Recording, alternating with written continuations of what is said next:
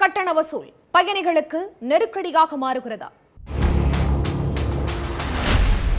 உலகத்திலேயே சாலைகளால அதிகமாக இணைக்கப்பட்ட நாடுகள்ல இரண்டாவது இடத்துல இருக்கிற இந்தியாவில் இப்ப வரைக்கும் சாலை பயணங்கள்ல விவாதிக்கப்படுற விஷயமா மாறி இருக்கு சுங்கச்சாவடிகளும் அங்க வசூலிக்கப்படுற கட்டணங்களும்.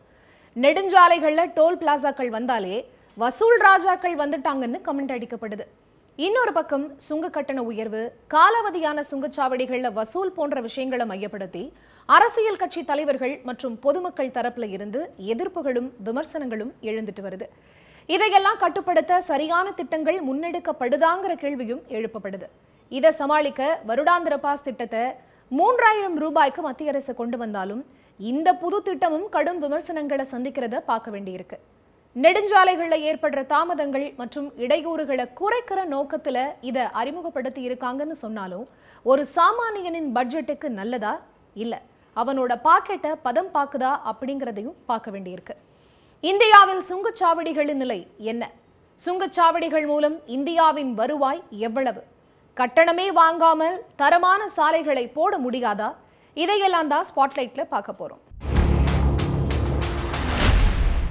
தேசிய நெடுஞ்சாலைகள்னா 60 கிலோமீட்டருக்கு ஒரு சுங்கச்சாவடியும், விரைவு சாலைனா 40 50 கிலோமீட்டருக்கு ஒரு சுங்கச்சாவடியும் அமைக்கப்படணுங்கிறது தேசிய நெடுஞ்சாலை ஆணையம் வகுத்திருக்க விதி. கூடவே முறையான சுற்றுச்சூழல் அனுமதி வாங்கி இருக்கணும். 75% பணிகள் முடிஞ்சதுக்கு அப்புறம் தான் கட்டணம் வசூலிக்கப்படணும்னு அந்த விதிகள் சொல்லுது. அதே மாதிரி வசூலிக்கப்படுற கட்டணம் அந்த சாலையோட பராமரிப்பு மேம்பாட்டுக்காக மட்டுமே பயன்படுத்தப்படணும்னு விதிகள் இருக்கு.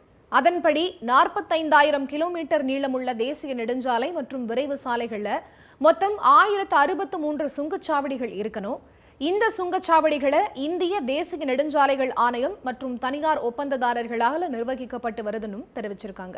சுங்கச்சாவடிகள்ல கட்டணம் செலுத்த வாகனங்கள் நிக்கிற சமயத்துல ஏற்படுற கடும் போக்குவரத்து நெரிசலை கட்டுப்படுத்த 2019 ஆண்டு ஃபாஸ்டாக் முறையை மத்திய அரசு அறிமுகம் செஞ்சுச்சு. அதை 2021 கட்டாயமாக்குச்சு. எதிர்பார்த்த அளவுக்கு பெரிய வெற்றி இல்லைனாலும் நெடுஞ்சாலை போக்குவரத்து நெரிசலுக்கு நல்ல பலன் கிடைச்சிச்சு. இந்தியா முழுக்க இருக்கிற நெடுஞ்சாலைகள்ல 90% அதிகமான சுங்க கட்டணம் ஃபாஸ்டாக் மூலம் வசூலிக்கப்படுறதா தெரிவிக்கப்பட்டிருக்கு. இந்த சுங்கச்சாவடிகள் பில்ட், ஆபரேட், டிரான்ஸ்பர் அப்படிங்கிற முறையில இயங்கி வருது.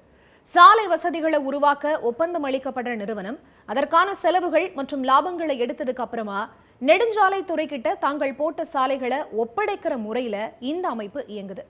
சுங்கச்சாவடிகள் மூலமா 2023-24 நிதியாண்டுல 55,882 கோடி ரூபாய் வசூலிக்கப்பட்ட நிலையில 2024-25 நிதியாண்டுல பிப்ரவரி வரைக்குமான தகவல் படி 54,820 கோடி ரூபாய் வசூலிக்கப்பட்டிருக்கிறதா மத்திய அமைச்சர் நிதின் கட்கரி தெரிவிச்சிருக்காரு.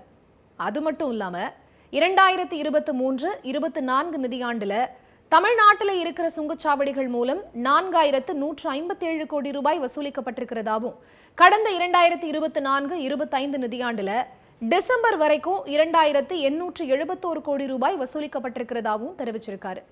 சுங்கச்சாவடிகளோட தரத்தை உயர்த்துற மத்திய அரசோட செயல்பாட்டை கேள்விக்குள்ளாக்குன திமுக எம்பிகளோட கேள்விக்கு எழுத்துப்பூர்வமா பதிலளிச்ச மத்திய அமைச்சர் நிதின் கட்கரி 2024-2025 நிதியாண்டோட ஏப்ரல் முதல் பிப்ரவரி வரைக்குமான காலகட்டத்தில் உத்தரப்பிரதேச மாநிலத்தில் 7,060 கோடி ரூபாய் வருவாய் ஈட்டப்பட்டிருக்கிறதாவும், அதுக்கடுத்து 5,967.13 கோடி வசூலிக்கப்பட்டு ராஜஸ்தானும் 5,115.38 கோடி ரூபாய் வசூலிக்கப்பட்டு மகாராஷ்டிராவும் அடுத்தடுத்த இடங்கள்ல இருக்கு.